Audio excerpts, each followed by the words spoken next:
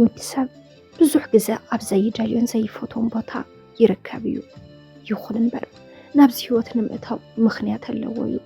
በተበለ በዚ ግና ኣብቲ ህይወት ንኽርከብ ምኽንያት ኮይኑ እዩ። ግና እቲ ንስኺ ዘለኽዮ ህይወት ፈጣሪ ኣይፈትዎን ክትብልዎ ትኽእሉ ኢኹም። ናብዚ ህይወት ንኽኣቱ ግና ፈጣሪ ብዙሕ ፈተናታት ናብ ህይወተይ ስለ ዘምፀለ እዩ። እቲ ኩሉ ፀገም እንተጓንፈኒ ንፅቡቕ ክኸውን ይኽእል እዩ እንዳበልኩ ተስፋ ይገብር ነይረ። በቲ ናተይ ህይወት ርኤ ድማ ብዙሓት ሰባት ዝነብሩሉ ህይወት ፈትዮም ዘይኮኑስ ምኽንያት ስለ ዘለዎም እዩ። ብዙሓት ሰባት ንምንታይ ናብዚ ህይወት ኣቲኺ እናበሉ ብተደጋጋሚ ይወቕሱኒ። ኣነ እውን ብዙሕ እኳ ዝምካሕ እንተዘይነበርኩ ነፍስኻ ሸይጥካ ምህዳር ግን ሓሲበዩ ይፈልጥን። ማንም ሰብ ነፍሱ ሸይጡ ክነብር የብሉን በሃሊት እየ ነይረ። ግና ኩሉ ነገር ምስ በፅሐካ እዩ ዝርድአካ። ሰለፈይ ቀሊዐ ብዝረኸብክዎ ገንዘብ ቤተሰበይ የመሓድር። እዚ ኢለ እንትዛረብ ድማ ፅቡቕ ስራሕ ድዩ መሲሉኪ ተዘንትውልና ዘለኺ ክትብሉ ትኾኑ ኢኹም። ኣነ እውን ፅቡቕ ስራሕ ከም ዘይኮነ ይርድአን እዩ። ግና በዚ ስራሕ 4 እስትንፋስ እየ ዘመሓድር። ብዙሕ ፀገም እየ ኣሕሊፈ እዚ እናሰራሕኩ እየ ዘመሓድሮም። ሓወይ የምህር ወለደይ ግና ከምኡ ከም ዝሰርሕ ኣይፈልጡን። እቲ ስራሕ እንተዘይጅምሮ ነይረ ስድራ ሙሉእ ናብ ፅርግያ ምውፃእ ዘይተርፍ እዩ ነይሩ። ኣነ ግና ኣብቲ ካብቲ ስራሕ ንምውፃእ ደኣ እምበር ንፈጣሪ ኩሉ ሻብ የመስግኖ እየ። ኣብ ቀረባ እዋን እቲ ስራሕ ከም ዝገድፎ ድማ ተስፋ ይገብር። ናፍቲ መበገሲ ዛንታይ ክወስደኩም። ተወሊደ ዝዓበኹሉ ኣብ ከተማ መቐለ እዩ። ምስ መማሕርተይ ዘሕለፍክዎ ህይወት ኣዝዩ ፍቕሪ ዘለዎ ህይወት እዩ። ኣብ ገዛ ግና ኣቦይ ናይ ሃይስኩል ተምሃሪት ምስ በፃሕኩ ስልኪ ምስ ዝኾነ ወዳት እንትድውል ብጣዕሚ ይከታተለኒ ነበረ። ወለደይ ዓበይቲ ወላ እኳ እንተነበሩ ግና ድማ ወለደይ ብጣዕሚ ስለ ዘኽብር ይስከፎም ነበርኩ። እቲ ዕድመይን ዝበፃሕዎ ናይ ትምህርቲ ደረጃን ኣይመጣጠንን ዝነበረ። ምስቲ ናይ ገዛ ኩነታት እናወደቕኩ እናተሳቕኩ እቲ ናይ ሃይስኩል ትምህርቲ ወደቕኩ። ወላ ትምህርቲ ወዲኤ ግና ገዛይ ምስ ወለደይ ዝነብር። ኣቦይ ግና እቲ ቁፅፅር ሕዝውን ኣይገደፎን። ሓንቲ መሓዛይ ግና ክሳብ ሽዑ ምስ ወለደይ ምንባረ ክትምዕደኒ ጀመረት። ናይ ባዕለይ ገዛ ተኻሪ ክነብርን ዓርሰይ ክኢላ ክነብርን ተምዕደኒ። እዚ ሓሳብ ነቦይ ካፈልክዎ እንተቦይ ግና እቲ ሓሳበይ ተቐበሎን። ኣብዚ መንጎ እናሃለና ኣብ ትግራይ ብዝነበረ ኩነታት እተፍቃሪየ ሃንደበት ሞተ። ኣነ እውን ብዕጡቓት ኣብ ቅድሚ ስድራይ ተዓመፅኩ። በቃ ኩነታት ናብራን ሓዳርን ፍቕርን ምሕዝነትን ዘይኮነስ ብዛዕባ እታ ህይወት ትቕፅል ዶ ኣይትቕፅልን ብማል መዓልቲ ሞትና ጥራሕ ንሓስበሉ ሰዓት ደበኽ በለ። ብድሕሪ እዚ ናይ ኣዲስ ኣበባ ናይ ምኻድ ንእሽተን ዕድል ረኸብና። ኣብ ጉዕዞ ብዙሕ ፈተናታት እናሰገርና ድማ በፃሕና። ኣብቲ ከተማ ምስ ኣተና ግና ህይወት ምምራሕ ኣዝያ ፈታኒት ነበረት። ሓንቲ መዓልቲ ከይሰራሕካ ክትውዕል ፍጹም ኣይትኽእልን። ናብራ ኣመና ከቢድ ነበረ። ብዝኾነ ካፍቲ ኣብ ትግራይ ዝነበረ ናይ ሞት ጭንቂ ንግዚኡ ዕረፍቲ ረኸብና። ሓወይ መዓልታዊ ክሰርሕ ጀመረ። ኣነ ድማ ኣብ ሓደ ሆቴል መሳሰየት ተቆፀርኩ። ምስቲ ዝነበረ ናይ ወለድና ትሑት ናይ ናብራ ዓቕሚ ህይወተይ ህይወት ስድራይን ንምቕፃል እቲ ዝነበረ ንመማረፂ ንሱ ዝነበረ ከይዲ ጉዕዞ ህይወተይ ብዝመርሐኒ ደኣ እምበር ብዝደለኽዎ ክኸይድ ኣይከኣልኩን። ኣብቲ ሽዑ እዋን ብዙሕ ሰብ ናፍታ ከተማ ተሰዲዱ ካብ ዝኣቱ ወለዲ ፈቆዶ ፅርግያ ኮፍ ኢሎም እንትልምኑ ክርኢ ከለኹ ወለደይ ናፍቲ ህይወት ከይኣትውንን ብዘይ ዕረፍቲ ይሽቅል ነይረ። ኣብቲ ዝሰርሐሉ ሆቴል ሓንቲ ከምዚ ኸማይ ተቆፂራ እትሰርሕ መሳሰየት ብቐረባ ብዛዕባ ህይወትና እንትንዕልል ብናተይ ተጓንፎ ግና ኣዝያ ሓዘነት። ብሓቂ እውን መሕዘን እዩ ዛንታይ። ንመርዓ ሽማግለ ክልእኽ ዝፅበዮ ዝነበርኩ ፍቃርየይ ሃንደበት ድሕሪ ምሟቱ ብግፍዓዊ ዓመፅ ክብረ ንፅሕናይ ብምስኣነይ ንምንታይ ዛንታይ ዝሰምዐ ኣዝዩ ዘየሓዝን የሕዝን እንድዩስ። ካብዚ ተበጊሳ ድማ ናይ ልበይ መማኽርታ እያ። ኣብቲ እዋን ናብራ ኣዲስ ኣበባ ብናተይን ብናይ ሓወይን ዘይረብሓ ኣታዊ ምንባር ኣይተኸኣለን።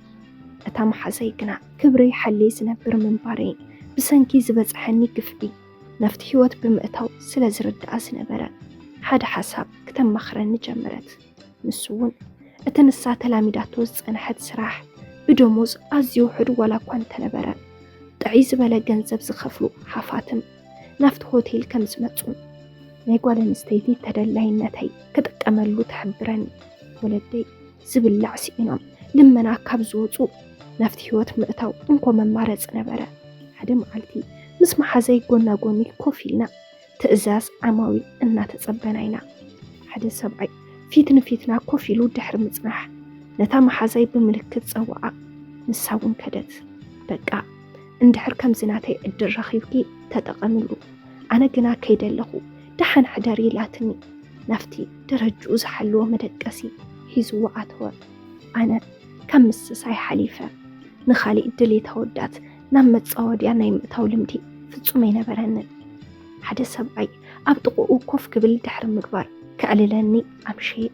تشاويلو ندما خدا أفتاش عمشت أداقا أي سمرت اللين كم محازي عدل زي رخبو وشت أي حرقة تمليسا قزاي خيد نصبحيتون كوغنا محازي دويلا بزعبا كدادناي حبريتات هباني كم تزبلت النجيرة دما خدكو نايك أترس رحنا ودينا مشت مسكونة نفتا دك أنستيو نفسا أملاقيا نعداقا زقربالا ناين دامستج فران كفلاتنا حدا بعدمئو أبو يزأكل سبعي ناب كفتي كوينم سر أيو سلفاتين ناتمتا نابو قريبا كوف كبل يتقومني نجنزب كبل دليتي سلز نبرا مسؤ كسرت تجمركو زقربا لي مستنى ستقو أمونقو حبيرنا كنحدر واقاي السمام عني أنا قول كم حزي زو سركو وتمهرتي واقا حفظ بلا نقركو نسوقنا اتجنزب منمي مسلو حبيرنا حديرنا نقهو تلا إلى دما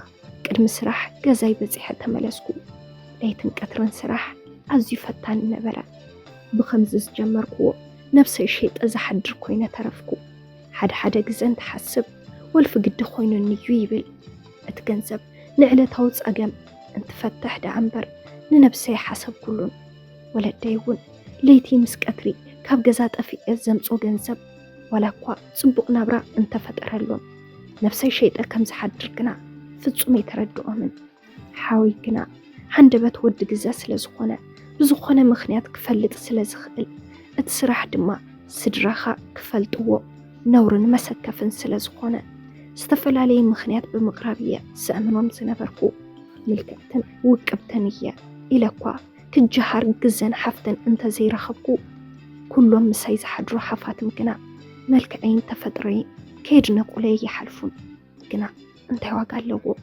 نعي زي الرئينن نعي زرئيني ولدي جيزيوي زبال أوو كيس انو محقازيو نفسين دخونت حدا قزا بقف عينياتات تراخي سايا دحر دما نجنزب كبل بعلي نمشت أقريبايا كافت هوات نموزا عدلي رخبكم ولدي تعنجلهم أنا دما أفت سراح تسأميدا دمو علي أكال هواتي جيرا يسحسبو سنبركو أبكيد كنا حدا مشيت كمت لمادي مس حدا سبعي حدركو نصبحيتو كنا حدا حتو قرب اللي كافت هوات كتوزت دالي ديخي زبليو أنا ون اندحر دا أب جنزب زحقزن رخيبة بزيو على الحجر كم زقرفو نقركو انت نسوون نسرح مجمر زخون جنزب كهبانيك على أتولي الزنعي أزيو زي تصبخو عبي بسراتي زنبرا كنا بخميك حقزن 5 دالين كفت مسايزة حدرلو حسابنا اللعلي كندو أكل جنزب كهبان محسابو بمدناق أنا ون حاتتكو انت نسوقنا نعرفتي له كم سمتن كسابتي زنبرو عدمة حدار يكون ولاد كم سيبلون اندحر أنا مسؤ خنبر فقادن يا خوينا كنا دحر عامت ماتيو حدار كقبر لي كم سخيلن شعوقن اتسراح قديفة بتزهبن جنزب زمرت قوة سراح كخفت اللي ينقرن الزناعي أبيوتي بزعبا إيكونومي سقرب اللي أبي الدلي زنبرا بقليلو كساقروي دلخون كسابتا عرفت ودي أزملس حبيرنا حليفنايو مس ولديون أفالت قوة نايس درينا برا كم حيش كيرو أتن سراح زخون جنزب دما أفت عدم سكدا كمزل خلي ينقرن جيزيو أخيلو دما تملي سو خدا انت عينت سراح كسرح كمزدلي بسلكي حتاني أقمسي إنمبر كاب قدم يتحيزا እንዳ ኮስሞቲክስ ክሰርሕ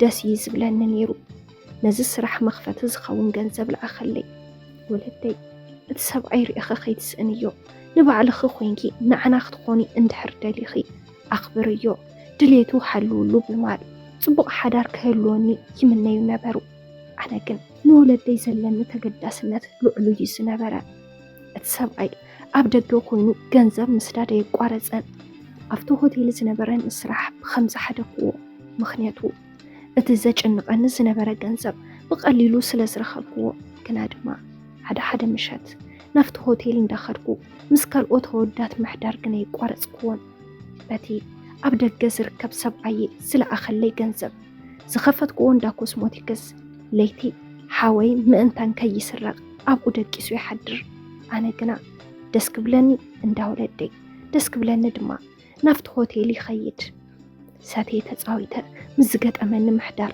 ኣዘውተርኩ እቲ ናይቲ ሆቴል ድባብ ኣብ መንፈሰይ ሰሪፁ ካብኡ ከይፍለ ገይሩኒ ካብቶም ምሳይ ዝሓድሩ ኣወዳት ግና ሓደ ብዕድመ መሰታይ ዝኾነ ወዲ ብፍቕሩ ደኩ ሓዳር ኣይነበሮን ገና መንእሰዩ መልክዐ ይኹን ፀባዬ ብጣዕሚ ዘድንቐለይ ገና ድማ ነብሳ ሸይጣ እትሓድር ኣመንዝራ ይዝብለኒ ኣነ ግና ኣዝየ ስለ ዘፍቅሮ ካብቲ ንገንዘቡ ክብል ዝቐረብክዎ ሽማግለ ሰብኣይ ነቲ መንእሰይ መረፅኩ ኩሉ ግዜ ኣብቲ ሆቴል እንዳኸድኩ ምስኡ ጥራሕ ምሕዳር ጀሚረ ህይወተይ ተቐየረት ምስኡ እንትሓድር ኣብ ስምዒት ስለ ዝጥሕል ምንም መከላኸሊ ዝበሃል ኣይጥቀምን ዝነበርኩ ካብ ካሊእ ውላድ ስለ ዘይነበሮ ካባይ እንተወሊዱ ንውላዱ ክብል ምሳይ ክነብር እዩ ዝብል ሓሳብ ብምሓዝ ኣነ ክጠንስ ደለኹ ከምቲ ዝደለኽዎ ኮይኑ ድማ ጥንሰ ኣጋጠመኒ እቲ ዘሕዝን ግና ኣነ ምስ ጠነስኩ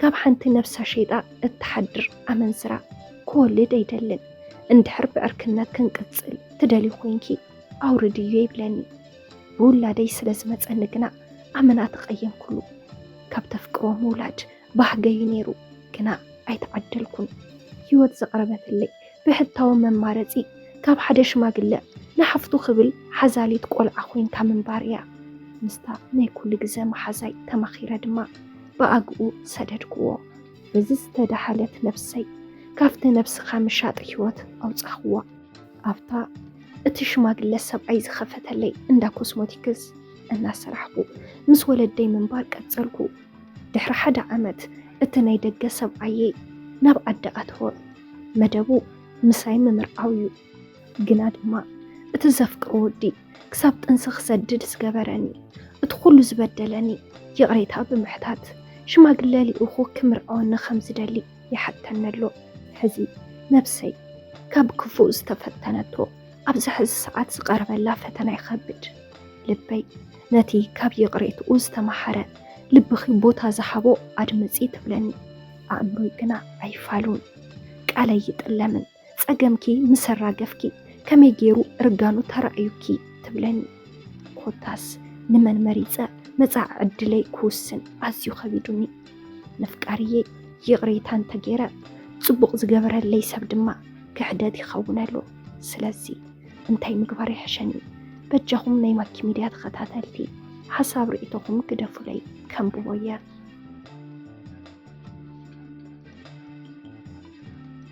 ሰላም ናይ ማኪ ሚድያ ተኸታተልቲ ንሎሚ ሒዘልኩም ቀሪበ ዝነበርኩም መደብ ነዚ ይመስል ነይሩ ነዛ በዓልቲ ዛንታና ሓሳብ ርእይቶ እንተደኣሃሊኩም ኣብ ናይ ኮሜንት መፅሓፍ ቦታ ሓሳብ ርእይቶኹም ክትገድፉልና ትኽእሉ ኢኹም ነስ ቻናል ሓደሽቲ እንድሕር ደኣሃሊኩም ሳብስክራይብ ብምግባር ነታ ናይ ደወል ምልክት ብምንካእ ናይ ቻናልና ናይ ወትሩ ተኸታተልትና ክትኾኑ ንላቦ ብቐፃሊ ብኻሊእ ዛንታ ብኻሊእ መደብ ብኻሊእ ሓሳብ ክሳብ ንራኸብ ክሳብ መወዳእታ ምሳና ስለ ዝፀናሕኩም ካብ ልቢ እንዳምስገና በዚ ክንፍለይኩም ሰሰናዩ